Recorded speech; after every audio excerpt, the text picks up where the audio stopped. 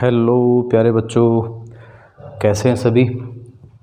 आशा करता हूँ आप सब लोग घर पे बढ़िया अच्छे से मज़े से रह रहे हैं और पढ़ाई भी कर रहे हैं। सिर्फ रहना खेलना कूदना ही नहीं बेटा, ये नहीं कि सिर्फ टाइम पास कर रहे हैं। अभी चलिए स्कूल्स बंद हैं, आप लोग 9th क्लास में हैं। 9th क्लास के स्टूडेंट्स को बहुत कुछ सोचना चाहिए, सीरियस होना चाहिए। चलिए शुरू में ही लेक्चर स्टार्ट नहीं करते हैं, अभी हम थोड़ा सा पढ़ाई की बात कर लेते हैं। तो आज मैं आप लोगों के लिए स्टार्ट कर रहा हूँ आपका second chapter, classification of matter. क्या डिस्कस करेंगे बेटा? Classification of matter. ठीक है भाई, classification of matter. First chapter matter in our surroundings हम पढ़ चुके हैं। उसके एनसीईआरटी के क्वेश्चंस भी मैंने आपको पूरे डिटेल से करवा रखे, एक वीडियो मैंने डाला हुआ है। उसमें काफ़ी सारे बेसिक कॉन्सेप्ट्स आपके लिए आए थे जो हमने डिस्कस किए हैं। तो मैं हमेशा एक बात बड़ा स्ट्रेसफुली कहता हूँ कि भाई पढ़ना कम, मतलब कम पढ़ने का मतलब ये नहीं कि भाई सिलेबस पूरा नहीं करना। तो सिलेबस एक बार अच्छे से पढ़ लेना, गो थ्रू हो जाना अच्छे से डीपली। उसके बाद सेकंड जो तरीका है रिवीजन का, सबसे अच्छा तरीका मेरे अकॉर्डिंग रहता है क्वेश्चंस के थ्रू। तो जितने ज़्यादा क्वेश्चंस आप सोल्व कर सकते हैं आपको करने चाहिए, ऑब्जेक्टिव सब्जेक्टिव। अभी तो सीबीएसई ने एग्ज़ाम पैटर्न भी चेंज कर दिया है बोर्ड एग्ज़ाम्स के लिए। 2 टर्म्स होंगे, फर्स्ट टर्म नवंबर दिसंबर में जिसमें ऑब्जेक्टिव क्वेश्चंस आएंगे, पूरा ऑब्जेक्टिव बेस्ड रहेगा, और सेकंड टर्म मार्च अप्रैल में जो कि सब्जेक्टिव पैटर्न पे रहेगा। तो चलिए कोई बात नहीं, अब हम अपना स्टार्ट करते हैं आपका चैप्टर। इंट्रोडक्शन की बात करते हैं। तो इस क्लासिफिकेशन ऑफ मैटर की जब बात करते हैं तो हमने मैटर क्या है ये हम पढ़ चुके हैं ना। Anything which occupy space and have mass and whose presence can be felt by any one of the 5 sense organs is called matter। तो इसकी जो फिजिकल क्लासिफिकेशन है फिजिकल स्टेट के आधार पे, वो तो हमने डिस्कस किया फर्स्ट चैप्टर में, solid liquid gas. Mainly 3 classes में इसको डिवाइड करते हैं। अभी हम बात करेंगे केमिकल क्लासिफिकेशन ऑफ मैटर की, केमिकल कंपोजिशन या केमिकल बनावट उसकी कैसे ना, on the basis of chemical composition हम एलिमेंट इसको मैटर को क्लासीफाई करते हैं। तो किसके बेस पे भी? On the basis of chemical composition. Chemical composition के आधार पे जब मैटर की हम बात करते हैं बेटा, तो मैटर को आप मेनली क्लासीफाई कर सकते हो प्योर और इम्प्योर सब्सटेंसेस में। प्योर सब्सटेंसेस एंड इम्प्योर, या मिक्सचर्स कह सकते हैं, मिक्सचर्स। ठीक है, तो प्योर सब्सटेंस क्या होते हैं? प्योर के अंदर फिर हमारे पास एलिमेंट और कंपाउंड आता है। अभी 1 बाय 1 इनको लेंगे हम, एलिमेंट एंड कंपाउंड। फिर एलिमेंट के फर्दर 3 टाइप्स हम डिस्कस करते हैं। कौन कौन से भाई? एलिमेंट के अंदर एलिमेंट के 3 टाइप्स हम डिस्कस करेंगे, metal, non metal and metalloids. ठीक है, कंपाउंड में भी ऑर्गेनिक कंपाउंड, इनऑर्गेनिक कंपाउंड आप बता सकते हो। इधर मिक्सचर्स में फिर आपके 2 पार्ट हो जाते हैं। कौन कौन से? Homogeneous and heterogeneous. तो ये हैं। अब चलो 1 बाय 1 इनको हम लेते हैं। तो सबसे पहले तो बात करें तो प्योर सब्सटेंस की बात करेंगे। प्योर सब्सटेंस क्या होते हैं? प्योर सब्सटेंसेस किसे कहा जाता है? ठीक है बेटा, आप लोग लिख लेंगे डेफिनेशन। वीडियो को पॉज कर करके बीच में नोटबुक लेके बैठे, साथ में पेन नोटबुक लेके बैठा करो। कभी भी सिर्फ खाली हाथ बैठने की जरूरत नहीं है भाई, है ना। दिखावा करना अच्छा नहीं होता है। सो करेंगे भाई वीडियो में भी डांट रहे हैं सर, सही बात है बेटा, आप लोग वैसे टाइम पास करने के लिए नहीं बैठना है, तो पेन और नोटबुक आपके पास होना चाहिए। तो प्योर सब्सटेंसेस क्या होते हैं? ऐसे सब्सटेंसेस जो ओनली 1 टाइप ऑफ पार्टिकल्स से मिलकर बने हों, विच कंसिस्ट ऑफ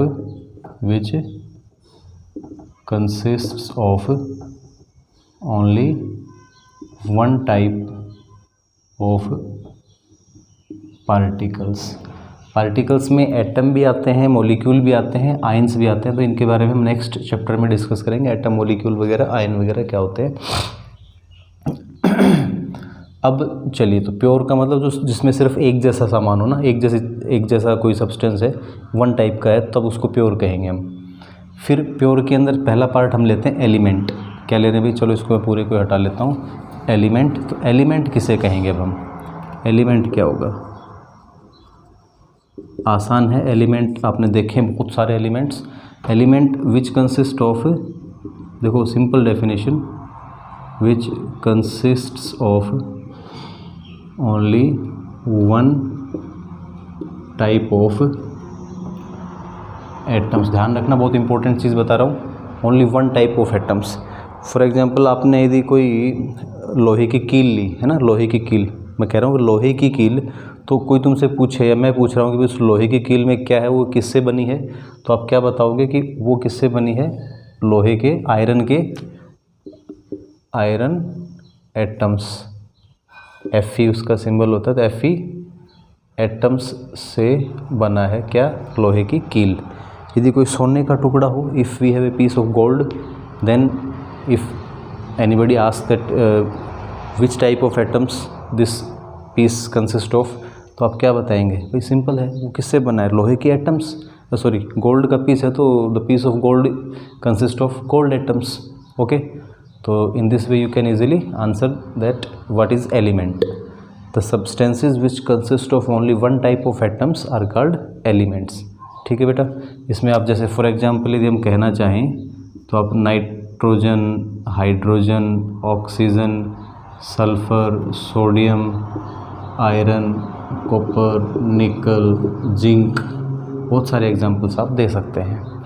ठीक है, चलिए, तो ये तो हो गया एलिमेंट आपका ना, समझ में आ रहा होगा। कोई दिक्कत यदि आती भी है बेटा, तो एक बात तो ये कि आप देखो 9th क्लास वाले बच्चों ने शायद सभी ने सब्सक्राइब नहीं किया अभी तक, जो वीडियो देख रहे हैं, तो ज़रूर एक बार चेक करो कि सब्सक्राइब किया है कि नहीं किया। और सब्सक्राइब यदि नहीं किया है तो चैनल को सब्सक्राइब करो सबसे पहले, लाइक करो वीडियोज़ को, यदि आपको अच्छे लगते हैं तो शेयर करें अपने फ्रेंड्स के साथ, और उनको भी बोलें कि वो भी सब्सक्राइब करें।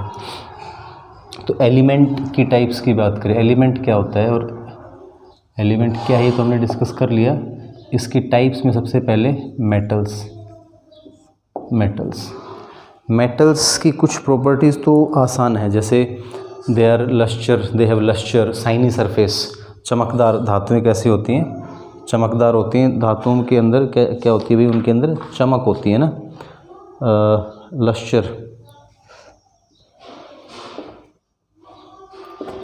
लस्चर। उसके अलावा good conductor of heat and electricity, good conductor of heat and electricity. अभी आपसे पूछा जाए, देखो ये चीज़ तो सिर्फ कोई भी बता देता है, या आप लोग पढ़ भी लेते हैं कि भाई they are good conductor of heat and electricity, but why, वो good conductor of heat and electricity क्यों है।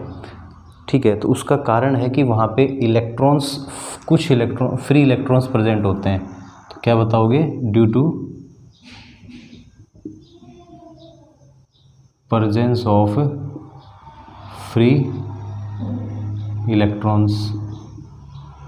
अभी फ्री इलेक्ट्रॉन्स का मतलब आप क्या समझते हो, इसके बाद जब एटॉमिक स्ट्रक्चर हम डिस्कस करेंगे ना, फोर्थ चैप्टर एटॉमिक स्ट्रक्चर, उसमें मैं आपको बताऊंगा कि भाई एटम के अंदर क्या होता है। एटम के अंदर सेंटर में न्यूक्लियस होता है, उसके चारों तरफ इलेक्ट्रॉन्स रिवॉल्व करते हैं। तो कुछ इलेक्ट्रॉन्स तो बहुत स्ट्रांगली अट्रैक्टेड होते हैं न्यूक्लियस के द्वारा, क्योंकि न्यूक्लियस पे पॉजिटिव चार्ज होता है और इलेक्ट्रॉन्स पे नेगेटिव चार्ज होता है। तो न्यूक्लियस इलेक्ट्रॉन को अंदर की तरफ क्या करता है, खींचता है, बांध के रखता है। ठीक है, तो ऐसे इलेक्ट्रॉन जो वहाँ से जल्दी फ्री हो सकते हैं। तो मेटल्स की एक प्रॉपर्टी ये भी होती है, एक हम मेटल्स को डिफाइन करते समय मैं हमेशा एक बात कहता हूँ कि मेटल्स की कोई डेफिनेशन तुमसे पूछ ले कि मेटल्स क्या होते हैं, तो हम क्या बता सकते हैं, the elements which can lose one or more electrons and form positively charged ions।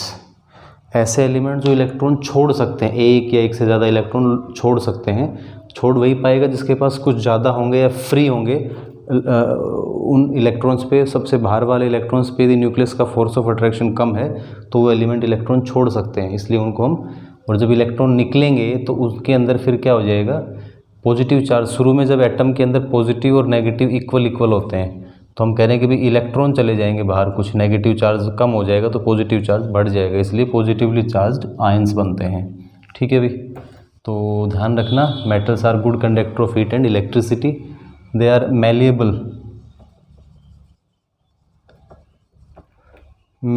होते हैं मेटल्स, मैलिएबल। अब मैलिएबल होने का कारण क्या है वहाँ पे भाई, ये ए है भाई, मैलिएबल, और डक्टाइल भी होते हैं, DUC ductile, malleable and ductile. देखो समझना, बस यही चीज़ है कि इनको समझना, नहीं तो बुक में दे रखे हैं वर्ड्स, जब तक आपको इनका मीनिंग नहीं पता, इनका अर्थ क्या है, तब तक कोई फ़ायदा नहीं है। मैलिएबल का मतलब है कि दे can be drawn into thin sheets, pose करके लिख लेना, दे can be drawn into thin sheets on hammering. ठीक है, मतलब क्या है ये समझो ध्यान से, इंग्लिश में तो बोल दिया, अब हिंदी में समझ लो उसको, कि भाई यदि किसी धातु को, मेटल को, आपने देखा भी होगा, हम ये जो आयरन स्मिथ जिसको बोलते हैं, लोहार बोलते हैं, कहीं रास्ते में कई बार रोड के किनारे पे वो लोग रहते हैं अपना डेरा लगा के, तो वहाँ आपने देखा होगा वो लगातार बहुत ज़ोर से हथौड़े से चलाते रहते हैं लोहे के किसी एक टुकड़े पे, तो क्या करते हैं, उसको फैलाते हैं, उसको फैला के उससे कुछ अपने औजार बनाते हैं, खेतों में काम करने के लिए बाकड़ी, कुल्हाड़ा या इस तरह की चीज़ें बनाते हैं वो लोग। तो मेटल्स को पीट के उनके ऊपर फोर्स अप्लाई करके लगातार, और उनको हम फैला सकते हैं, थिन शीट्स में कन्वर्ट कर सकते हैं। This property is known as malleability. तो they are malleable, they can be drawn into thin sheets. Ductile का मतलब होता है कि भाई देखो, नोट कर लेना, दे can be drawn into wires, उनको हम तारों में बदल सकते हैं, on stretching, on applying force, खींच के पतली तार में ढाल सकते हैं, उसको हम डक्टिलिटी बोलते हैं, डक्टाइल नेचर कहते हैं। आपको सरप्राइज़ होगा कि हम 1 ग्राम गोल्ड से लगभग 2 किलोमीटर लंबी तार बना सकते हैं। 1 ग्राम गोल्ड से 2 किलोमीटर लंबी तार बनाई जा सकती है। तो ये पूछा जाता है कई बार कि which is the best conductor of electricity, तो सिल्वर, इलेक्ट्रिसिटी का सबसे अच्छा कंडक्टर कौन होता है, सिल्वर। और लीस्ट कंडक्टर की बात करें तो लेड या ग्लास वगैरह ये होते हैं। और डक्टाइल सबसे ज़्यादा कौन रहेगा, गोल्ड रहेगा। डक्टिलिटी गोल्ड की सबसे ज़्यादा होती है, हाई होती है बहुत। 1 ग्राम गोल्ड से 2 किलोमीटर लंबा तार, बहुत बारीक पतला तार उससे बन सकता है। ठीक है, तो ये कुछ प्रॉपर्टीज़ हैं इनकी, ये आपको ध्यान रखनी है। फिर ऐसे ही नॉन मेटल्स, नॉन मेटल्स में सारी चीज़ें लगभग उल्टी हो जाएंगी। ठीक है, मेटल्स में मरकरी, देखो एक एक्सेप्शन भी होता है, ज़्यादातर मेटल्स क्या होते हैं, हार्ड होते हैं, रिजिड होते हैं और सॉलिड स्टेट में होते हैं। एक मरकरी Hg यहाँ पे होता है जो कि लिक्विड फॉर्म में पाया जाता है, ध्यान रखना। इसी तरह से नॉन मेटल्स में सबसे पहले तो बात करें तो ये इलेक्ट्रॉन एक्सेप्टर होते हैं, जैसे मैंने ऊपर लिखा कि इलेक्ट्रॉन लूज कर सकते हैं, ये इलेक्ट्रॉन गेन कर सकते हैं। दे कैन गेन 1 और more electrons to form negatively charged ions. इसका उल्टा कर देना, एलिमेंट्स विच कैन गेन 1 और more electrons and form negatively charged ions are called non metals. Definition उनकी हो जाएगी। उसके बाद लश्यर उनमें नहीं होता, कोई चमक वगैरह नहीं होगी, डल कलर के होते हैं। Bad conductor of heat and electricity except graphite, ध्यान रखना, हीट और इलेक्ट्रिसिटी के बैड कंडक्टर होते हैं। एक ग्रेफाइट, कार्बन का एलोट्रोप है, ये कार्बन से ही बना होता है, कार्बन का एक एलोट्रोपिक फॉर्म है ग्रेफाइट। ये गुड कंडक्टर ऑफ इलेक्ट्रिसिटी है due to presence of free electrons, यहाँ फ्री इलेक्ट्रॉन्स प्रेजेंट होते हैं क्योंकि ये कार्बन के पास वैलेंस सेल में 4 इलेक्ट्रॉन होते हैं। देखो हमेशा याद कर लेना, केमिस्ट्री में कार्बन की वैलेंसी बड़ा ही इंपॉर्टेंट होती है। तो कार्बन की वैलेंसी 4 होती है, उसके पास सबसे बाहर वाले सेल में 4 इलेक्ट्रॉन होते हैं। ठीक है, इसलिए इसकी वैलेंसी हम कहते हैं 4 है।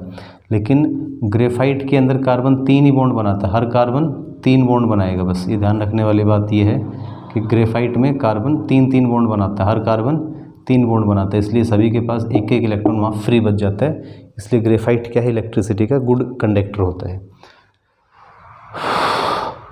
मेलेबल नहीं होते, डक्टाइल भी नहीं होते हैं, बल्कि ब्रिटल नेचर के होते हैं। कैसे होते हैं? ब्रिटल नेचर के होते हैं। भी उनको यदि पीटा जाए, हैमरिंग की जाए थोड़े से किसी दूसरे ऑब्जेक्ट से, तो बिखर जाते हैं, चूरा चूरा हो जाते हैं, पाउडर्ड फॉर्म में कन्वर्ट हो जाते हैं, ब्रिटल नेचर के होते हैं। एक्सेप्शंस की बात करें तो यहाँ पे ये सभी गैसियस स्टेट में होते हैं, गैसियस या सॉलिड स्टेट में मिलेंगे। सिर्फ एक ब्रोमीन, Br ब्रोमाइन, एक जो नॉन मेटल जो कि लिक्विड होता है, ध्यान रखना, ब्रोमीन एक नॉन मेटल जो लिक्विड फॉर्म में पाया जाता है।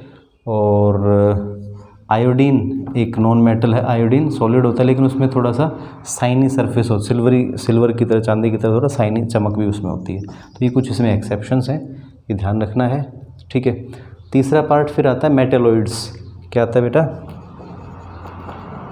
मेटेलॉइड्स। ये बिना पेंदे के लोटे हैं। ये क्या है भाई?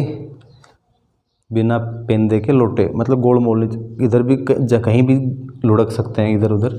मेरे कहने का मतलब बेटा ये है कि ये जो एलिमेंट है मेटेलॉइड्स, ये मेटल और नॉन मेटल दोनों की प्रॉपर्टी शो करते हैं। Metalloids can show the properties of both metals and non metals. ठीक है भाई, क्लियर होता है सभी को? तो ये चीज़ है। इसके बाद कंपाउंड और उसकी प्रॉपर्टीज़ की बात की जाए, ठीक है। क्या बात करते हैं? Compound and it's properties.